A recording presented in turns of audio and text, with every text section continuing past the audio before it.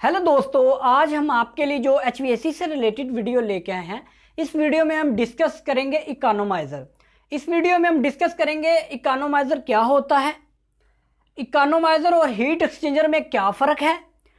उसके बाद HVAC में हम इकोनोमाइज़र कहाँ पे इस्तेमाल करते हैं, और फिर हम इसकी जो इकोनोमाइज़र्स की मेन टाइप्स हैं वो कौन कौन सी होती हैं, और मेन टाइप्स में जो इसकी हैं उसकी जो पहली टाइप्स होगी उसके ऊपर हम डिस्कस करेंगे।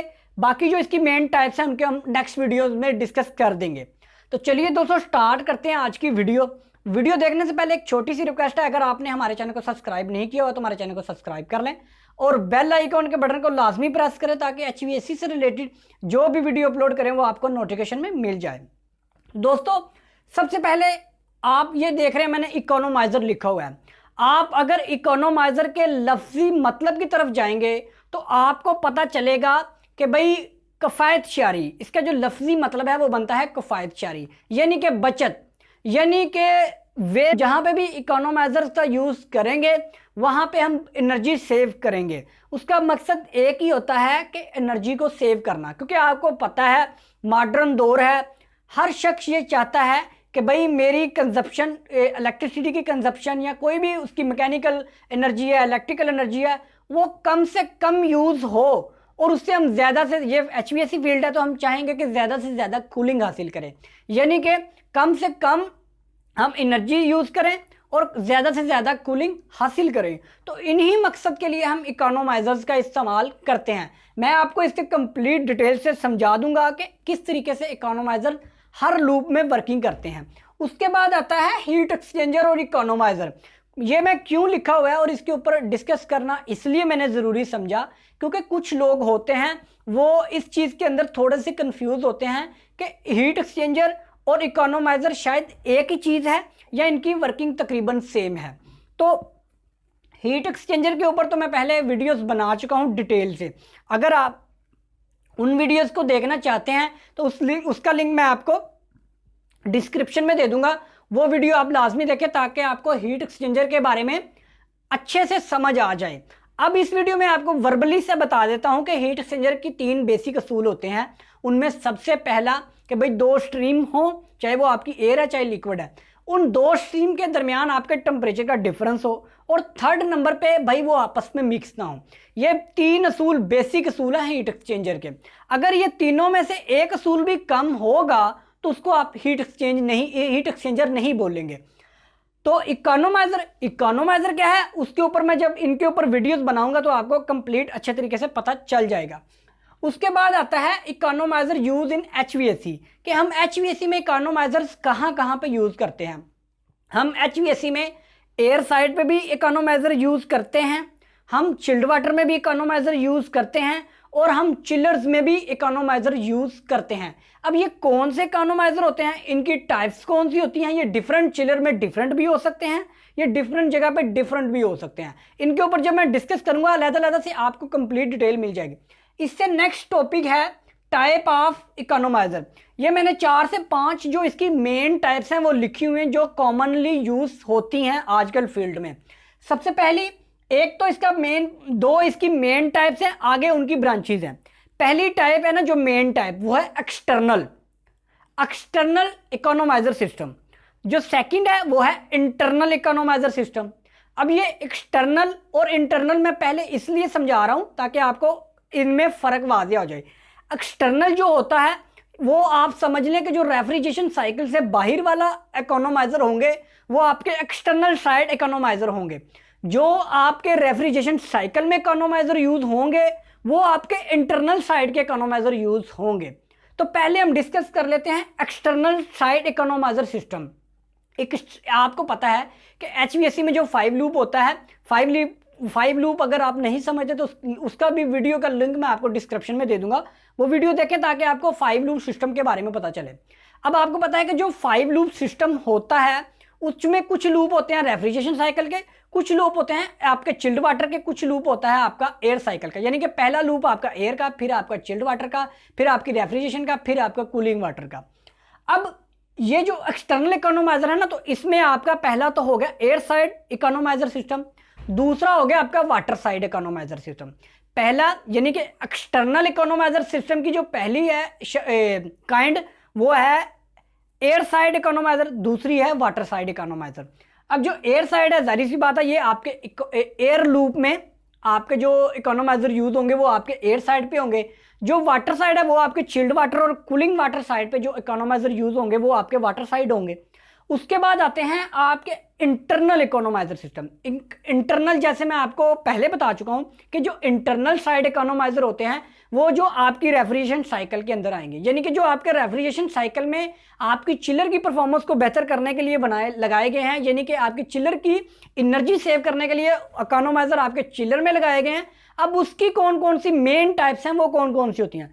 सबसे मेन टाइप जो होती है flash tank economiser system type होती है, जो इसकी फ्लैश टैंक इकोनोमाइजर सिस्टम। अब ये कौन से चिलर में यूज होता है, जब हम इसके ऊपर डिस्कस करेंगे तो कंप्लीट डिटेल से आपको पता चल जाएगा।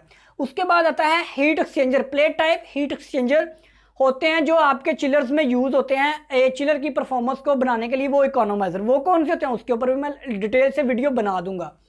उसके बाद आता है ड्यूल। फ्लैश टैंक और हीट एक्सचेंजर इकट्ठे भी किसी चिलर्स में होते हैं। वो कौन से चिलर होते हैं, जब हम इस इकोनोमाइजर के ऊपर आएंगे तो वो कंप्लीट वीडियो आपको उसके लिए बना दूंगा।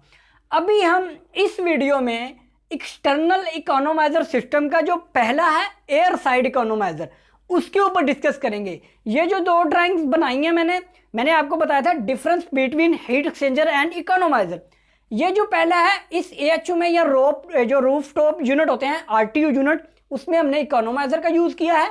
और ये जो है इसमें हमने हीट एक्सचेंज का इशू किया, AHU के अंदर हमने हीट एक्सचेंजर वो यूज किया है। अब ये दोनों में फर्क क्या है और ये कैसे काम करते हैं, इसके ऊपर हम इस वीडियो में डिस्कस करेंगे। बाकी ये जो इकोनोमाइजर हैं ये हम नेक्स्ट वीडियो में डिस्कस करेंगे, ताकि आपको डिटेल से इनके बारे में समझ आ जाए। और वीडियो में ज़्यादा लंबी भी नहीं करना चाहता, इसलिए मैंने जो पहली टाइप है एयर साइड इकोनोमाइजर सिस्टम, ये कैसे काम करता है इस वीडियो में डिस्कस। एयर साइड इकोनोमाइजर, अब ये आप देख रहे हैं, ये बेसिकली सिंपल आप समझें कि जो रूफ टॉप यूनिट होता है ये वो है, ठीक है। पहले मैं इसकी बता दूं सीक्वेंस क्या है। ये आप देख रहे हैं, ये ब्लोअर लगा हुआ है, एक ब्लोअर ये लगा हुआ है। ये आपके रूम से रिटर्न एयर आ रही है, ये आपकी कूलिंग कॉइल है ये जो मैंने बनाई है, और ये आपका ब्लोअर है जो आपकी ठंडी एयर को आपकी सप्लाई सर्व्ड एरिया में भेज रही है। अब सबसे इंपॉर्टेंट बात है जो एयर साइड इकोनोमाइजर को समझने के लिए, वो एक बात है लोग इसको नहीं बताते, मैं ये बताने लगा हूं। एयर साइड इकोनोमाइजर ये स्पेशली कुछ एरियाज के लिए होते हैं। इकोनोमाइजर है एयर साइड, ये बहुत कम यूज होते हैं, उसकी वजह भी मैं आपको बताऊंगा। जब मैं इसको समझाऊंगा उसकी समझ आ जाएगी। एशिया में जो हम इंडिया, पाकिस्तान, बांग्लादेश और ये तमाम ममालिक हैं जो एशिया के, उनमें हम हीट एक्सचेंजर यूज करते हैं। जो रूफ टॉप यूनिट होते हैं या आपके रूफ टॉप यूनिट या फिर आपके AHU, इनके अंदर हम हीट एक्सचेंजर यूज करते हैं। इसको समझ लें पहले कि इकोनोमाइजर जहां पे हम यूज करते हैं, पहले उसका एम्बिएंट टेम्परेचर, उसके जो इर्द गिर्द का माहौल है उसको समझें। हम जहां पे इकोनोमाइजर यूज करते हैं वो कौन से एरियाज हैं? वो ऐसे एरियाज होते हैं जहां पे ज़्यादातर मौसम ठंडा रहता है। ठंडे से मुराद ये है कि आपने एक बिल्डिंग बनाई, वो बिल्डिंग एयर टाइट बिल्डिंग है। एयर टाइट बिल्डिंग है कि बाहर की एयर उसके अंदर नहीं आ सकती, ठीक है। फिर आपने उस बिल्डिंग के अंदर इक्विपमेंट लगाना शुरू कर दिया, कंप्यूटर्स आ गए, लोग बैठ गए, डाटा सेंटर, जो भी आपने उस बिल्डिंग के अंदर बनाया। अब बाहर का जो उसके लिए फिर जाहिर सी बात, अगर हीट बढ़ी, वहाँ पे लोग बैठे, कंप्यूटर्स आए, लाइट्स आई, जो भी आपका है वहाँ पे टेम्परेचर बढ़ना शुरू हुआ, तो वो बिल्डिंग एयर टाइट है। फिर आपने वहाँ पे एयर कंडीशनिंग डिज़ाइन की हुई है कि जब हमारा मौसम थोड़ा सा चेंज हो तो हम AC ऑन कर लें।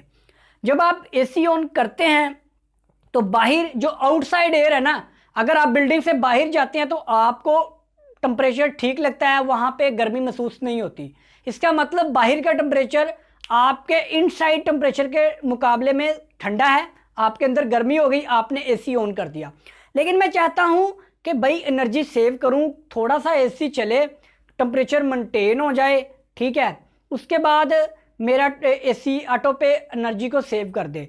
तो इस मकसद के लिए हम इकोनोमाइजर का इस्तेमाल करते हैं। अब एक इकोनोमाइजर बेसिकली एक साइंस ही है, ये कोई मशीनरी नहीं होती। इकोनोमाइज, ये बेसिकली इकोनोमाइज आपने करना होता है। अब हम क्या करते हैं, ये आप देख रहे हैं, ये हमने डैम्पर लगा दिए, ये आप देख रहे हैं ये डैम्पर हैं बेसिकली, जो आपकी एक्चुएटर मोटर कंट्रोल करेगी, ठीक है। अब ये एक ब्लोअर लगा हुआ है और ये एक ब्लोअर लगा हुआ है, ये लेकिन ये दोनों ऑपोजिट साइड पे हैं, इस चीज़ को आपने समझना है।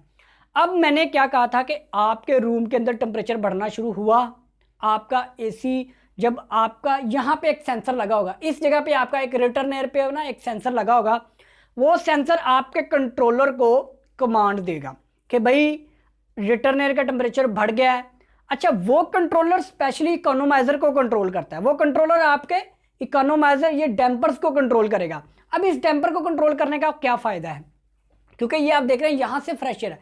मैंने आपको शुरू में इसलिए बताया कि बाहर का टेम्परेचर डाउन है, बिल्डिंग के साइड का टेम्परेचर हॉट है, तो क्या होगा, आपकी बाहर से फ्रेश एयर मिक्स हो जाएगी आपके इस रिटर्न एयर में, ये आप देख रहे हैं इस रिटर्न एयर में मिक्स हो जाएगी थोड़ी सी, और ये डैम्पर क्योंकि ये मिक्स है, ये डैम्पर इनके एक्चुएटर एक है, और ये डैम्पर थोड़ा सा खुल जाएगा, ये डैम्पर खुल जाएगा, यहाँ से भी खुल जाएगा। अब यहाँ पे जो हॉट एयर होगी ना, वो थोड़ी सी बाहर की साइड पे चली जाएगी, और जो बाहर की फ्रेश एयर है वो आपके इस मिक्सिंग एरिया में आ जाएगी। आई होप आप समझ रहे होंगे। मेरा समझाने का मतलब ये है कि आपकी रिटर्न एयर का टेम्परेचर बढ़ गया, आपके बाहर की एयर का टेम्परेचर कम है, तो आप चाहते हैं कि मैं एयर को बाहर की एयर से थोड़ा सा ठंडा कर दूं।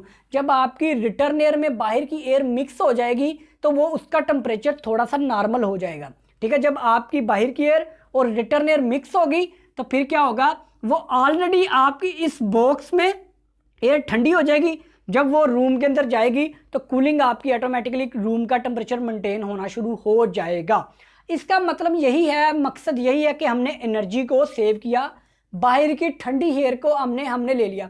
अब मैंने शुरू में बताया कि हम इनको एशिया में क्यों नहीं यूज़ कर सकते। आपको पता है कि जब हमारा जून जुलाई जब हमें एयर कंडीशनिंग की ज़रूरत होती है तो बाहर का एम्बिएंट टेम्परेचर तो ऑलरेडी बहुत ज़्यादा होता है, उसको हम अपने इस साइकिल में, अपने क्लोज सर्कल में रिटर्न एयर के साथ मिक्स नहीं करते, क्योंकि अब वो बाहर की एयर का टेम्परेचर ज़्यादा है, अंदर जो रिटर्न एयर आ रही है उसका टेम्परेचर आपकी बाहर आउटडोर एयर से कम होता है। इसलिए अगर हम उसको करेंगे तो आपका कंप्रेसर कभी भी ऑटो नहीं होगा। अगर आपने जो रूफ टॉप यूनिट यूज कर रहे हैं तो फिर आपका कंप्रेसर ऑटो नहीं होगा, आपको फ्रेश एयर को बंद करना पड़ेगा। इसलिए हम एशिया में इनका यूज़ नहीं करते।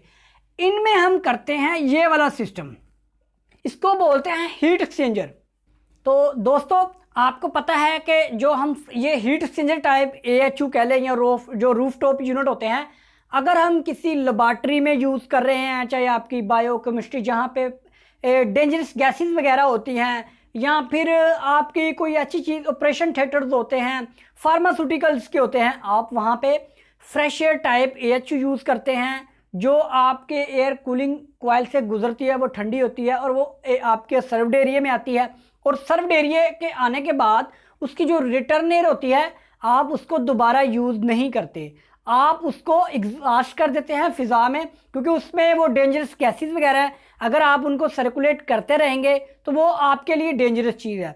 इसलिए आप क्या करते हैं, आप ऐसा एक यूनिट डिज़ाइन करते हैं जिसको ओपन साइकिल भी बोलते हैं, ओपन साइड एयर लूप, यानी कि आपकी क्लोज नहीं है, वो आपके रूम में एक दफ़ा आएगी, दोबारा वो एयर आपके रूम में नहीं आएगी, वो फ़िज़ा में खारिज हो जाएगी। इसके ऊपर मैंने प्रैक्टिकल वीडियो बनाई हुई है, उसका लिंक भी आपको दे दूंगा कि उसकी डिज़ाइनिंग प्रैक्टिकल कैसे होती है। ये समझाने का मतलब यही था कि इसके अंदर हीट एक्सचेंजर जो हम यूज़ करते हैं वो यूज़ क्यों करते हैं। आपके सामने मैंने आपको बताया कि जो आपके रूम से रिटर्न एयर आती है वो आपकी फ़िज़ा में खारिज कर दी जाती है, और आपकी फ्रेश एयर को हम यूज़ करते हैं कूलिंग कॉइल के ऊपर दोबारा ठंडा करके, उसको हम लेबॉर्ट्रीज़ में जो केमिकल लेबॉर्ट्रीज़ होती हैं, फार्मास्यूटिकल्स होती हैं, हॉस्पिटल्स होते हैं, उनकी जो डिज़ाइनिंग होती है वो इस तरह की होती है। फ्रेश एयर को हम लेते हैं। अब मैंने आपको बताया कि बाहर की फ्रेश एयर हमने यूज़ करनी है कूलिंग कॉइल को। अब आपको पता है कि बाहर की फ्रेश एयर का टेम्परेचर बहुत ज़्यादा है, बनिस्बत उसके जो आपके रिटर्न एयर आ रही है, आपकी रिटर्न एयर ठंडी है, क्योंकि आपके कूलिंग तो आपने की ना एरिया में, लेबॉर्ट्रीज में आपने कूलिंग की। अब वो कूल एयर है, चाहे रिटर्न एयर है, आपकी रिटर्न एयर का अगर आपका 22 टेम्परेचर है, 22 सेंटीग्रेड उसका टेम्परेचर है रिटर्न एयर का, तो जो आपकी बाहर की है जून जुलाई में आपको पता है कि वो 40 प्लस हो जाती है, 50 प्लस हो जाती है एयर। इस तरह होती है। तो अगर हम उसको डायरेक्ट आपकी कूलिंग कॉइल से गुजारेंगे उस एयर को, तो वो इतनी ठंडी नहीं होगी। अब हम कहते हैं कि ये जो हमने जिस रिटर्न एयर को फिजा में खारिज करना है ना, इसको खारिज करने से पहले हम क्या करें कि जो हम इस बाहर से रिटर्न एयर ले रहे हैं ना, जो फ्रेश एयर हम ले रहे हैं, उसको थोड़ा सा पहले ठंडा कर लें, फिर उसको कूलिंग कॉइल से गुजारें। तो हीट एक्सचेंजर का यही काम है। यहाँ पे हम इकोनोमाइजर में वो एयर को मिक्स कर रहे थे आपकी रिटर्न एयर में, यहाँ पे हम उसको मिक्स नहीं करेंगे, हम जस्ट उसको क्रॉस करेंगे। जैसे आपका शेल एंड ट्यूब टाइप के अंदर आपकी जो चिल्ड वाटर होता है वो जस्ट आपकी ट्यूबों में से क्रॉस होता है, इसी तरीके से आपकी रिटर्न एयर और आपकी फ्रेश एयर एक दूसरे में मिक्स नहीं होगी, बल्कि क्रॉस होगी, उनकी हीट एक्सचेंज होगी और वो आपकी कूलिंग कॉइल से गुजर के दोबारा ठंडी होकर वो आपके सप्लाई एरिया में चली जाएगी। तो ये बेसिक दो मेजर डिफरेंस हैं आपके इकोनोमाइजर सिस्टम और आपके हीट एक्सचेंजर टाइप, जो आपके जो roof top fresh air type AHUs होते हैं उनके अंदर। अब इसमें हम ये आप देख रहे हैं, ये मैंने इकोनोमाइजर बताया था कि इसके अंदर आपके ये जो डैम्पर हैं ये एक रॉड से कनेक्टेड होता है पूरा डैम्पर। जैसे ही खुलेगा तो ये ब्लोअर भी चल रहा होगा, इसको ब्लोअर को आप इस सेंसर ने ऑन करवाना है कि जब टेम्परेचर बढ़ेगा, एक तो वो एक्चुएटर को कमांड देगा, ये डैम्पर खुलेंगे, जितने यहाँ से खुलेंगे उतने यहाँ से खुलेंगे। ये आप देख रहे हैं कुछ एयर आपकी रिटर्न एयर आपकी इस साइड पे बाहर चली जाएगी और कुछ आपकी यहाँ से इन हो जाएगी।